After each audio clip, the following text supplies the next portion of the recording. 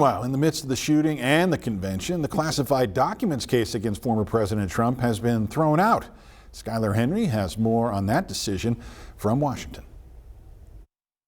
Incredibly lucky break for the former president. A Trump-appointed federal judge in Florida has dismissed the classified documents case against the former president. In a 93-page ruling, Judge Eileen Cannon granted the defense motion over concerns special counsel Jack Smith was illicitly appointed. She also says there's a problem with how his position was funded. She didn't get to that because she said, well, we're going to dismiss this with respect to the appointments clause. Smith was prosecuting the former president on 37 counts in this case, including the willful retention of national defense secrets in connection to documents held at his Mar-a-Lago estate.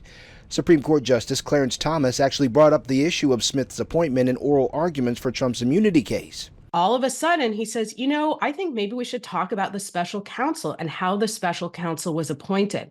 Then he mentions it again in a separate opinion. Republican Congressman Mike Waltz of Florida thinks there's even further involvement for Congress. That's to settle the issue of the inferior officers and put appropriate statutes in place that appropriately define them. This case had widely been considered the strongest against Trump. The special counsel can appeal, with the case potentially making its way to the Supreme Court. On social media, Trump wrote, dismissal of the Florida documents case should be the first step and that other cases against him should be quickly dismissed. Skylar Henry, CBS News, Washington.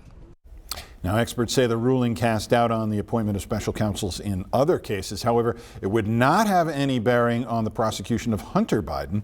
The attorney in that case had been confirmed by the Senate after a presidential appointment.